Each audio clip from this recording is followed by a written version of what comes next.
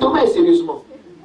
Je vais dire aux gens, je vais démontrer aux gens que la bénédiction ne vient ni du nord, ni du sud, ni de l'est, de l'ouest, ni du centre, mais la bénédiction vient de celui qui a fait les cieux et de celui qui a fait la terre, de celui dont les temps et les saisons dépendent, de celui qui est maître des temps et des circonstances, de celui qui peut s'aimer en sécheresse, qui peut s'aimer en saison de pluie. Il s'en fout du temps parce qu'il est Dieu et il a compris sa parole en bénissant la semence. Ne va pas quelque part, reste chez toi Isaac. Et la Bible nous dit que Isaac est resté chez lui cette année-là. Isaac va semer et Isaac va moissonner 100 fois ce que Isaac a semé. Et dans le courant donc de cette année, Isaac va entreprendre une série d'activités. Et la Bible nous dit que son père Abraham avait ouvert des puits. Mais à cette époque, après la mort d'Abraham, les Philistins, ennemis jurés d'Israël, ils ont refermé les puits qu'Abraham avait creusés. Alors son fils décide de rouvrir les puits qui ont été fermés. Alléluia. Et quand il creuse un puits, ce qui se passe, c'est que les Philistins reviennent et font querelle avec Isaac. Chaque fois qu'il y a de l'eau, les Philistins viennent et font parler avec lui. Pourquoi? Parce que chez eux, ils creusent, il n'y a pas l'eau. Il n'y a pas de l'eau. Et chez Isaac, il y a de l'eau. Alors qu'Isaac est sur la terre, ils ne sont pas d'accord. Ils font parler avec Isaac et ils demandent à Isaac de quitter les lieux. Mais chaque fois que Isaac quitte les lieux, là où il a dit quand il creuse, il y a pluie. Donc en réalité, l'eau ne dépend pas de la terre sur laquelle Isaac était, mais l'eau dépendait d'Isaac lui-même. Alléluia. L'eau dépendait d'Isaac lui-même. Quand Dieu t'a béni, quand tu marches, la bénédiction ne peut que t'accompagner. Mais quand tu es maudit, quand tu marches, la malédiction ne peut que t'accompagner. Ce n'est pas une affaire de sol ou bien de sous-sol. D'ailleurs, l'Afrique est un sous-sol riche, mais c'est le continent le plus pauvre. Ce n'est pas une affaire de sous-sol. C'est une affaire d'être béni et de prendre conscience de cette bénédiction et de travailler à la manifestation, à la gestation de cette bénédiction dans le physique. Et c'est là que Dieu a glorifié. Et c'est là que les hommes savent que Dieu t'a vraiment béni et que toi tu es béni de l'Éternel. Amen. Il a creusé des puits et les gens l'ont chassé. Et quelque chose me touche, particulièrement ici, au verset 23, la Bible dit il remonta de là à Beersheba.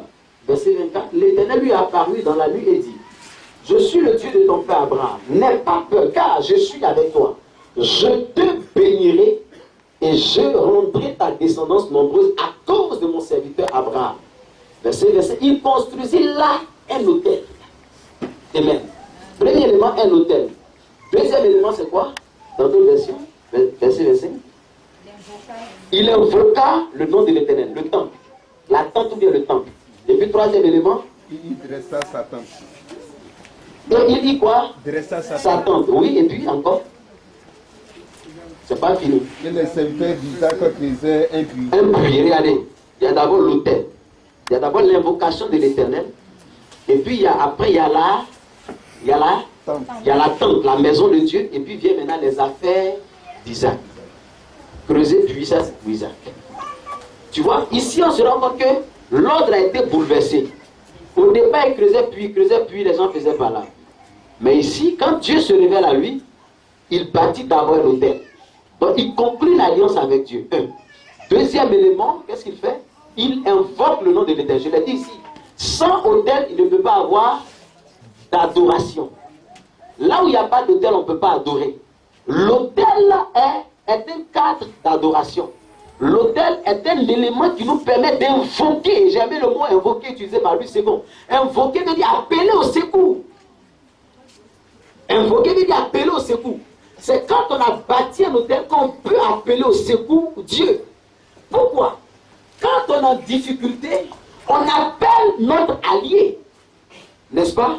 Quand un pays est en difficulté, qu'est-ce qu'il doit faire? Il appelle ses alliés. Or, un allié, ça veut dire quelqu'un avec qui nous sommes en alliance. Allié, alliance.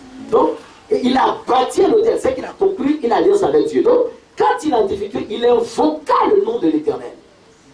Et par la suite, il a bâti la tente. Et puis, il a creusé encore un puits. Écoutez-moi très bien, mes amis. Isaac prospérait au départ parce qu'Isaac était béni de Dieu. La Bible précise, il dit, je te bénirai selon le serment que j'ai fait à Abraham. Donc Isaac, il est bien né. Parce qu'il est bien né, son papa a servi Dieu. Donc c'est normal que Dieu bénisse les entrailles de son père, parce que son père est en alliance avec Dieu. Ainsi donc quand Isaac naît dans une atmosphère de bénédiction. Il est donc béni. Amen. Il est donc béni. Quand il est béni, le signe c'est que quand il creuse un puits, il y a de l'eau. Mais le problème c'est qu'il y a de l'eau, mais chaque fois, il doit vivre l'instabilité. Il doit pouvoir bouger chaque fois.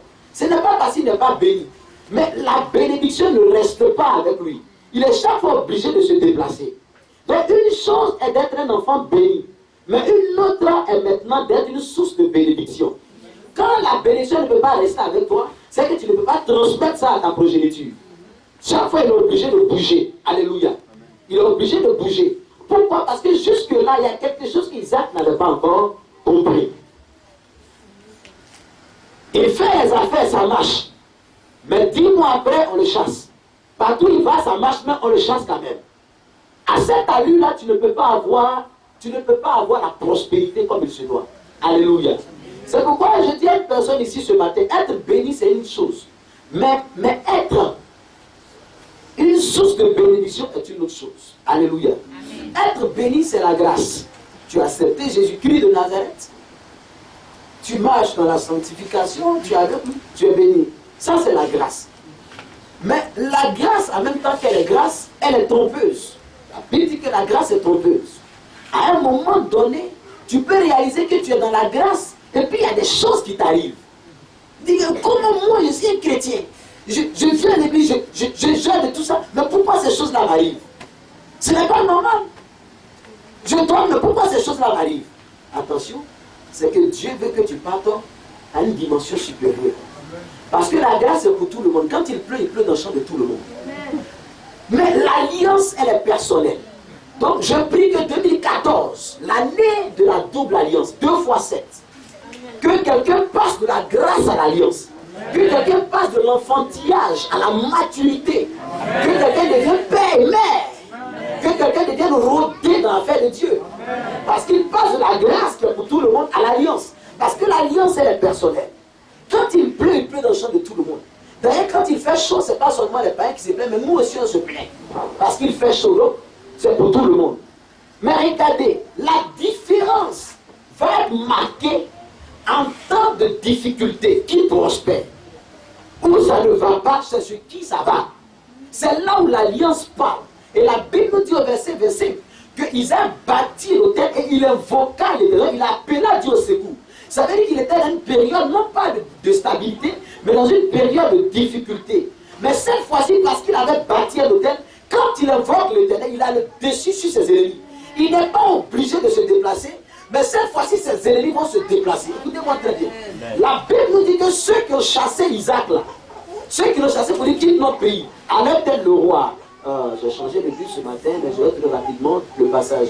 On va au verset... le verset 28. Il répondit, ils sont venus trouver Isaac. Hein? Bon, verset 26. Achimélec vint de Guérar et le trouvait avec Aouzat, son ami, et Picor, le chef de son armée. Isaac leur dit, pourquoi venez-vous me trouver, puisque vous me détestez et vous m'avez renvoyé de chez vous? Il répondit, nous voyons que l'Éternel est avec toi. C'est pourquoi nous disons qu'il y ait un serment, qu'il y ait une alliance entre nous et toi. Conclue une alliance avec toi. Verset 29, jure que tu ne nous feras aucun mal. De même que nous ne t'avons pas maltraité, que nous t'avons seulement fait du bien et que nous t'avons laissé partir dans la paix, comme s'il disait la vérité.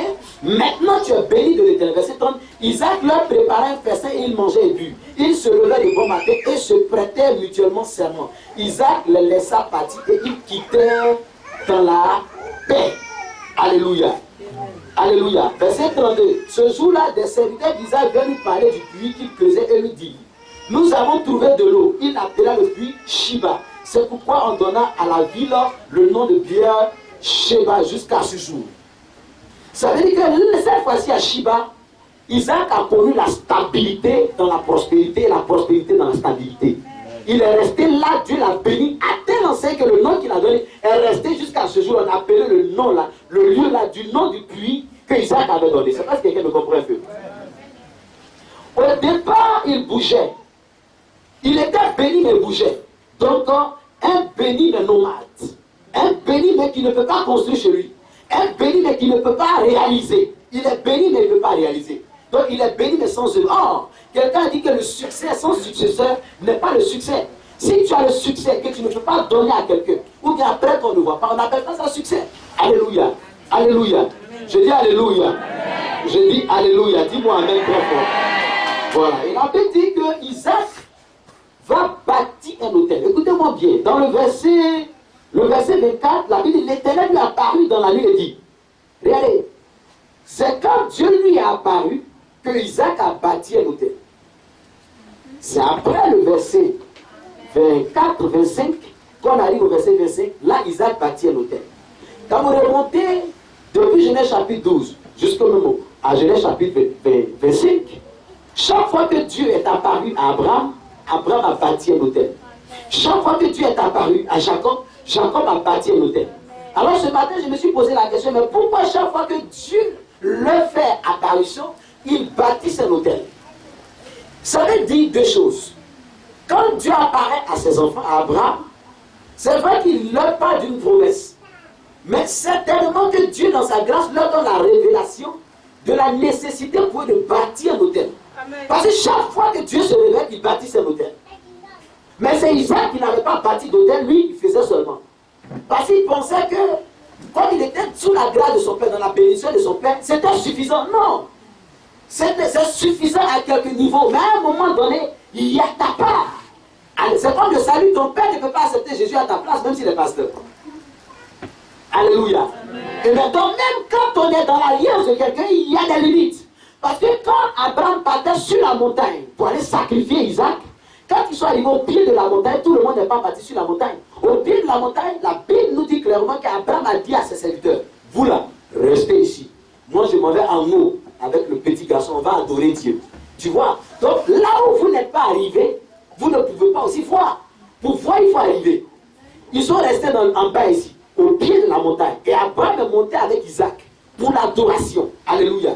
Ça veut dire que même quand bien que ses serviteurs, ils vont vivre chez Abraham, ils vont bénéficier de l'ambiance de l'atmosphère, des bénédictions d'Abraham, mais dans l'alliance, c'est le visage d'Abraham que Dieu a vu sur la montagne de Morija, non pas le visage de ses serviteurs. Amen, amen. Donc, vivre dans l'alliance de quelqu'un, ce n'est pas toujours suffisant. Isaac était dans l'alliance de son père, il était béni. Mais pour être source de bénédiction, il faut que lui-même il paye le prix. C'est-à-dire qu'il y a un prix à payer. C'est pourquoi tu dois passer de la grâce à l'alliance. De la grâce à l'alliance. Et donc Dieu se révèle à Isaac, et cette fois-ci, Isaac bâtit un autel. Il bâtit un autel, il invoque l'Éternel, il bâtit la tente et il construit maintenant des puits. Isaac bouleverse l'ordre des choses parce que dans la révélation que Dieu va lui faire, Isaac va comprendre ses erreurs certainement. Je crois pour ma part que dans la révélation du Seigneur, Dieu certainement lui a parlé de la nécessité pour lui de bâtir l'autel. Alléluia. C'est vrai que c'est Dieu. Regardez. Deuxième élément, c'est Dieu qui a dit à Isaac de rester à Guérar. Il a dit ne pars pas en Égypte, mais reste où? À Guérar. Donc pendant que Isaac est à Guérar, il est là à cause de la volonté de Dieu. C'est Dieu qui a parlé à Isaac, et c'est pourquoi Isaac est resté à Guérar. Donc Dieu bénit Isaac pour la simple raison que Dieu a promis bénir Isaac. Il a dit reste à Guérar et je te bénirai. Donc Isaac est béni parce qu'il a obéi à Dieu quand Dieu lui a dit de rester à Guérar. C'est très important, mais ce n'était pas suffisant. Maintenant que Isaac est béni, il y a une autre dimension de la bénédiction. Isaac devait sécuriser ses bénédictions. Il était béni, mais ses bénédictions n'étaient pas sécurisées, mes amis. Mais puisque chaque fois qu'il est un puits, ses ennemis viennent et curieusement ses ennemis ont le dessus. Si tes bénédictions ne sont pas sécurisées, tu aurais un gros salaire, mais c'est le sorcier de ta famille qui va bouffer. Dis-moi Amen. Si tes bénédictions ne sont pas sécurisées, tu vas travailler, il n'y a pas de souci. Mais c'est d'autres personnes qui vont jouir de tes bénédictions. Isaac creuse le puits, il ne finit même pas d'exploiter son puits, et c'est d'autres personnes qui viennent exploiter son puits parce qu'ils l'ont chassé. Amen, amen. Donc dans l'alliance, ou bien à partir de l'autel, Isaac va sécuriser, et j'aimerais que les uns et les autres m'écoutent attentivement. Parce que souvent, quand on prêche, vous avez l'esprit ailleurs, souvent attaché à vos finances, et puis après, vous vivez des problèmes, vous avez l'impression que c'est quelqu'un, ce n'est pas quelqu'un, c'est toi-même. Donc, il faut bien m'écouter ce matin. Une chose est d'avoir, une autre est de sécuriser, et de sécuriser, et de sécuriser. La bénédiction de la maison du foyer, c'est de sécuriser cela. Et ça ne se sécurise pas à la banque, à la BIAO, bien à la NGBC, ou bien à la BCAO. Ce n'est pas là-bas qu'on sécurise. On sécurise ça à part l'hôtel qu'on bâtit. Parce que c'est Dieu qui doit conduire, bénir, garder, protéger tes finances. Si Dieu n'a pas protégé, il y en a même là, ils ont l'argent sur compte bancaire, puis d'autres personnes font les traits à leur place. Et puis après, on démontre qu'ils ont tort. Donc même en banque, même en vol. Dis-moi Amen. Amen. Donc il faut bien m'écouter. Isaac a bâti un hôtel.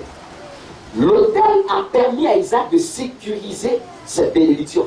C'est pourquoi par la suite, regardez, à cause de l'hôtel qu'il a bâti, premièrement, ceux qui l'ont chassé, ils sont obligés de venir maintenant vers lui. Pour reconnaître que nous voyons que Dieu est avec toi. Et deuxième élément, ils veulent même tisser alliance avec Isaac. Parce que même les païens savent que quand tu as une alliance avec un homme d'alliance, tu profites de son alliance. Ce que les chrétiens ignorent, malheureusement. Ils savent cela. Quand tu as une alliance avec un homme d'alliance, il faut bien me regarder. Quand tu as une alliance avec un homme d'alliance, tu es béni dans l'alliance. Et Isaac devrait, les Philistins à leur tête, ce roi Abimelech était venu pour conclure une alliance avec Isaac. Parce qu'ils voient, nous voyons que Dieu est avec toi. Mais qu'est-ce qui a fait ça? C'est parce qu'ils aiment Isaac? Non. L'alliance d'Isaac avec son Dieu apparaît en sa faveur. L'hôtel qu'Isaac a bâti, pour ceux qui ont posé la question, ici c'est un hôtel de jugement, un hôtel de justice qu'Isaac a bâti. C'est comme quand Isaac bâtissait un hôtel, il disait à Dieu, il faut me justifier devant ceux qui m'ont chassé. C'est un hôtel de justice. Et un chrétien digne de ce nom, un pasteur digne de ce nom, doit comprendre cette révélation et appliquer ça à sa vie. Quand nous lisons la Bible, il y a les commandements, mais aussi les mystères, les choses cachées. Quand tu lis une histoire dans la Bible, quand tu lis l'histoire de David, il y a des actions que David a menées. Mais Dieu ne va pas encore te dire, il faut faire comme David. Mais en lisant David, tu dois t'inspirer de la vie de David, des actes et des actions de David. Ce n'est pas une doctrine. On n'est pas en train de dire, oui, partout on a dit, il faut pas. Non, non. Mais quand tu es un enfant de Dieu, que tu es en train de monter dans la hauteur, il y a des niveaux de combat pour lesquels il y a le mystique qui a tué sa première fille. Et toi, tu as sacrifié quoi? Or, en matière d'adoration, ce n'est pas le Dieu que tu sais qui est important, mais c'est ta relation avec le Dieu que tu sais qui devient important. Amen. Donc, si un mystique est capable de sacrifier son premier salaire, par exemple, à son Dieu, et qu'un chrétien ne peut pas sacrifier et préfère tourner en rond pour raconter partout que l'Église aime l'argent, mais lui, il démontre clairement que sa limite d'adoration avec son Dieu, c'est une affaire des prémices. C'est-à-dire, moi, je peux adorer Dieu, mais à partir des prémices, on ne peut pas enseigner, c'est trop ça. C'est trop demandé quand même. C'est là que j'ai écouté un passage à la radio, il a fait vomir. Il dit, il y a des fidèles qui sont partis, on lui a donné les prémices, ben, lui, il a retenu parce que, bon, il estime que, ben, comment ils vont faire pour vivre? Il vivait comme avant. Ça, c'est un bon berger. Mais un berger consciencieux, il prend. Les larmes dans le cœur, me connaissant le principe de l'alliance. Quand j'allais voir une fois mon père spirituel pour faire une semence, il m'a dit, je ne voulais rien prendre. Mais pour que tu sois béni, c'est pourquoi je prends. La bénédiction n'est pas gratuite, elle se mérite. Amen. Oh my God, on est en Afrique francophone, c'est ça, on a bien. Ok, réveillons-nous donc. On m'a rendu un témoignage d'un pasteur, pour ceux qui connaissent bien, ça s'appelle Créfodola. C'est un pasteur qui prêche beaucoup sur la prospérité. Il enseigne vraiment bien, il a l'homme. Et au cours de ses nombreux voyages, il était à un aéroport. Et il y a un bon frère en Christ là qui est venu devant lui. Tu sais, il cherchait tellement à voir le monsieur. Quand il a vu, il allait se jeter à ses pieds comme ça. Il dit vraiment, je crois tout avoir, mais c'est pardonné, prier pour mes affaires, prier pour moi. Il a l'air comme ça, il dit, est-ce que tu paies mes CD? Il dit non. Tu paies mes livres? Il dit non. Tu soutiens mon livre? Mais je ne peux pas prier pour toi. Ça peut choquer un chrétien de bas niveau, un pasteur de bas niveau. Mais un chrétien consciencieux, ça ne doit pas le choquer. Vous savez,